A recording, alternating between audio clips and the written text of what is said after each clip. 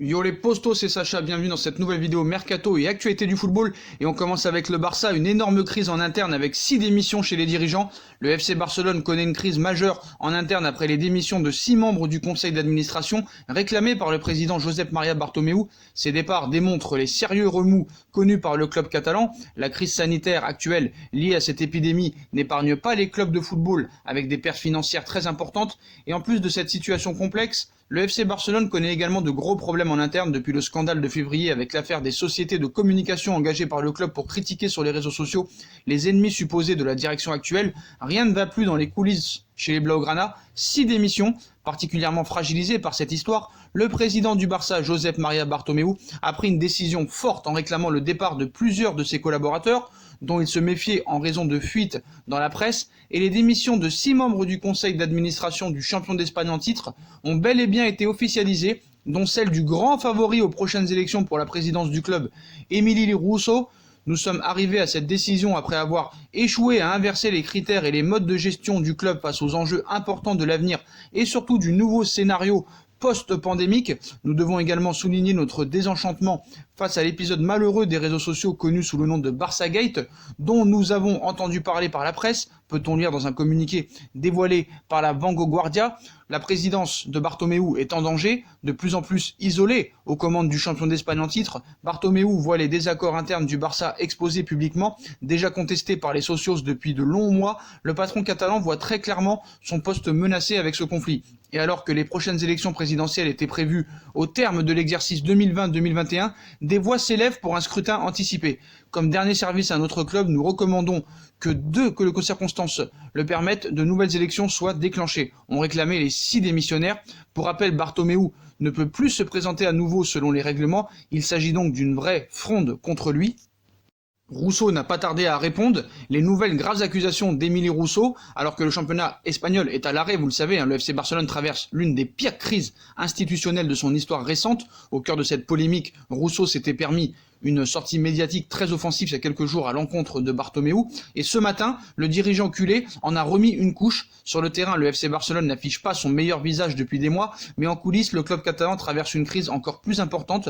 À un an des élections présidentielles, c'est même la guerre. Après avoir réussi à mettre Lionel Messi en rogne, les dirigeants Blaugrana se tirent désormais dans les pattes. Depuis avant-hier, cette lutte interne a même franchi un cap après une réunion téléphonique durant laquelle le président Bartomeu a réclamé la décision de 4 dirigeants au début. Fidèle second de Bartomeu, invité à remettre son tablier, Rousseau a été rapidement mis au cœur de la polémique, son patron le soupçonnant de fomenter un coup d'État en vue des élections, une accusation face à laquelle Rousseau n'a pas tardé à réagir en signant une sortie médiatique très offensive à l'encontre de son chef. Ce matin, l'affaire a connu un nouvel épisode, comme on vous l'a expliqué, puisque la presse locale a fait savoir que Bartomeu avait finalement obtenu gain de cause, puisque pas moins de 6 dirigeants avaient remis une lettre de démission commune. Rousseau pense qu'il y a eu corruption dans l'affaire du Barçagate. Quelques heures plus tard, la saga se poursuit. Interrogé par la radio RAC1 et dans des propos relayés par Mundo Deportivo, Rousseau a remis ça, revenant notamment sur le fameux Barçagate. Il cite « Concernant le thème des réseaux sociaux, le Barça est accusé d'avoir embauché des sociétés pour nuire à l'image des opposants de Bartomeu et à certains joueurs de l'équipe. Quand nous nous sommes rendus compte, ça nous a fait très mal, encore plus quand on a su que les factures avaient été fractionnées pour qu'elles ne soient pas soumises au contrôle interne du club. On ne pouvait pas faire comme si de rien n'était et comme si rien ne s'était passé. C'est pour ça que j'ai fait pression pour qu'un audit soit fait afin de savoir si ces accusations étaient diffamatoires ou non et si l'argent versé était bien réel. Mais ce n'est pas tout. Rousseau allant jusqu'à insinuer qu'il y a eu corruption, considérant que le montant payé est bien supérieur au prix du marché pour un tel service. Il cite « Est-ce que quelqu'un s'est servi ?» Honnêtement, je pense que oui. Je ne le sais pas. Si l'audit nous dit que le coût pour ce genre de service est évalué à 100 000 € et que nous avons payé 1 million d'euros, quelqu'un s'est servi au passage. Pour en terminer avec cette histoire, il ne restait que 2 auditions à réaliser pour rédiger les conclusions définitives, même si ces conclusions étaient pratiquement terminées. Cet audit allait être présenté à une commission composée de 6 membres et nous sommes 3 à avoir démissionné. Enfin, concernant Bartomeu, Rousseau explique que le président actuel voudra, et il cite, aller au bout de son mandat, réfutant ainsi la possibilité que des élections anticipées soient programmées suite à toutes ces affaires, et il finit par dire « J'ai perdu tout espoir d'être président, nous n'avons pas travaillé pour un président, mais par amour pour ce club. Quand on aura quitté le conseil d'administration, on ne parlera plus de nous dans un mois, et on ne nous tendra plus les micros, et ce n'est pas Bartomeu qui s'en plaindra. » Toujours au Barça, Lionel Messi tord le cou à la rumeur l'envoyant à l'Inter de Milan. Lionel Messi met les points sur les i, alors que la rumeur l'envoyant à l'Inter de Milan commençait doucement à grandir. L'intéressé a tenu à démentir sur son compte Instagram. L'Argentin a en effet repris une publication de la chaîne de télévision argentine TNT Sport en y ajoutant l'inscription Fake News. Le sextuple Ballon d'Or a également balayé d'un revers de main une autre information du dit média, expliquant qu'il aurait indirectement versé une somme à Ronaldinho. Enfin, Messi en a profité pour lâcher un dernier tacle où il cite « Ce qu'ils ont dit dans ce média sur Newell's Old Boys il y a quelques semaines était aussi faux. C'est un moindre mal, personne ne les croit. » Voilà qui met fin à la rumeur Messi à l'Inter de Milan. Tony Parker veut briser le Paris Saint-Germain dans quelques années. Le plan de Tony Parker pour aller titiller le Paris Saint-Germain.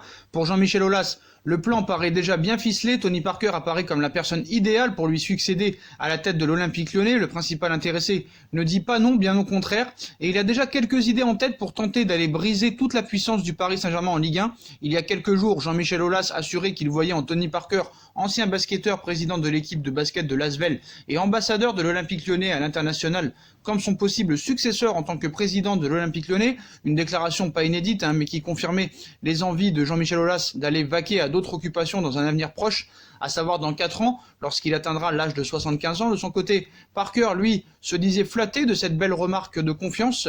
Jeudi soir, dans les colonnes de SoFoot, Tipeee s'est longuement épanché sur ce possible futur rôle majeur au sein du club sextuple champion de France. Et à l'écouter, il est déjà prêt à relever le défi lorsque le président lyonnais passera la main. Il cite « Pour moi, c'est un honneur d'être considéré comme tel et que Jean-Michel pense à moi pour ce poste-là. Bien sûr, je me rends compte de ce que ça implique et du travail qu'il y a derrière. Je sais que j'ai beaucoup de choses à apprendre, mais si un jour il me demande de prendre sa succession, ça ne se refuse pas, » explique-t-il avant de tresser les louanges à Jean-Michel Aulas. Selon moi, l'Olympique Lyonnais est un des clubs les mieux structurés d'Europe.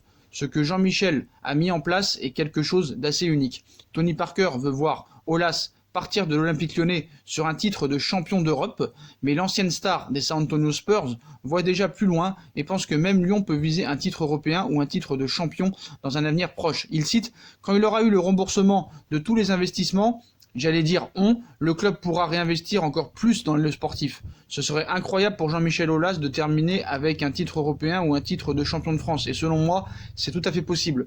Comprenez, aller chercher le PSG, le club qui domine outrageusement la Ligue 1 depuis maintenant plusieurs saisons. Là encore, celui qui était un grand fan de Football Manager dans sa jeunesse s'explique sur l'écart conséquent qu'il existe entre le Paris Saint-Germain et les autres clubs et comment faire pour le réduire. Il est conséquent, c'est certain, mais ce qui fait la beauté du sport, c'est que tout est possible. Tu peux avoir le plus gros budget et ne pas gagner. D'ailleurs, Paris n'a toujours pas gagné la Ligue des Champions malgré les investissements. Et j'ai envie de dire heureusement parce que ça serait trop facile, détaille-t-il. Avant de s'intégrer déjà le projet est d'évoquer un budget susceptible de réduire l'écart avec le Paris Saint-Germain, mais aussi avec les autres clubs européens qui bénéficient davantage, notamment au niveau des taxes selon Parker. Il cite « Ça sera toujours dur de concurrencer d'autres championnats parce qu'on n'a pas les mêmes règles au niveau des taxes. À nous de construire le budget intelligemment pour réduire cet écart et construire un projet qui permettra à Jean-Michel de partir avec un titre. S'il n'est pas encore officiellement au conseil d'administration de l'Olympique Lyonnais, Tony Parker a déjà pris la mesure de son possible futur rôle à Lyon et ne manque pas d'ambition pour le grand bonheur de Jean-Michel Aulas. Le PSG veut tenter l'incroyable coup Zinedine Zidane. Le Paris Saint-Germain semble décidé à attirer les meilleurs joueurs français pour la suite de son projet, avec Kylian Mbappé en tête de gondole. Et pour les entraîneurs qui, mieux que la star absolue des Bleus Zinedine Zidane, c'est un virage stratégique que va prendre le Paris Saint-Germain cet été. C'était déjà le cas avant que cette épidémie vienne chambouler la planète, avec des joueurs importants en fin de contrat comme Thiago Silva et Cavani et la perspective d'un nouveau feuilleton Neymar avec le Barça.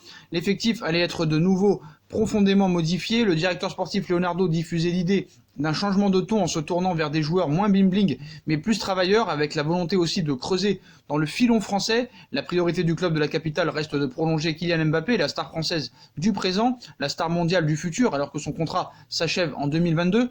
Pour cela, le PSG compte en faire la pierre angulaire de son projet avec une revalorisation salariale d'envergure. Mbappé doit être la tête d'affiche du Paris Saint-Germain, entouré de joueurs français et avec un entraîneur français de renommée mondiale. Le Qatar a déjà convaincu Zizou par le passé. Comme l'annonce Mundo Deportivo, le projet du PSG est d'attirer Zinedine Zidane dès la fin de son contrat au Real Madrid en 2022, légèrement menacé ces derniers temps au Real Madrid en raison d'une saison inconstante.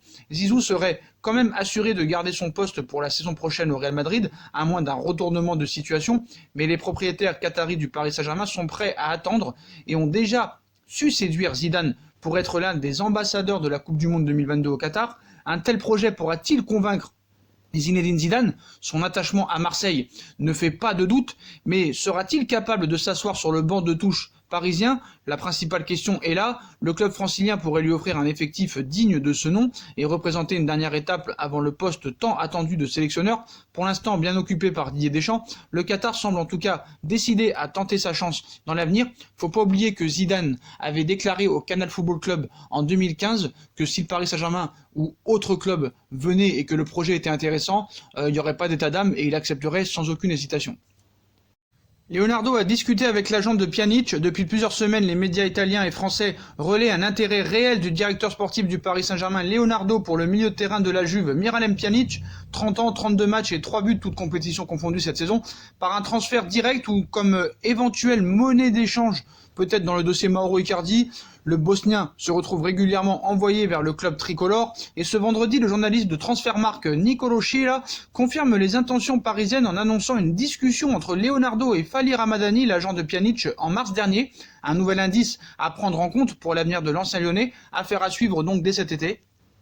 Et l'information principale, en plus de celle de Zinedine Zidane, Milinkovic-Savic et Maruzic au Paris Saint-Germain pour 130 millions d'euros. Depuis plusieurs semaines, le latéral droit de la Lazio de Rome, Adam Maruzic, 27 ans, 10 matchs et 2 buts en Serie A cette saison, et le milieu de terrain Sergei Milinkovic-Savic, 25 ans, 25 matchs et 4 buts en Serie A cette saison, sont annoncés avec insistance dans le viseur du Paris Saint-Germain. Ce vendredi, le quotidien italien, la Gazzetta dello Sport, confirme des discussions en cours très avancées entre les deux formations en vue de possibles transferts l'été prochain. Cependant, lors des premiers contacts avec le directeur sportif parisien Leonardo, le président romain Claudio Lolito se montrait particulièrement gourmand en réclamant au total entre 120 et 130 millions d'euros pour les deux joueurs. Reste à savoir si le PSG pourra réaliser un tel investissement malgré l'impact de la crise sanitaire sur l'économie du football.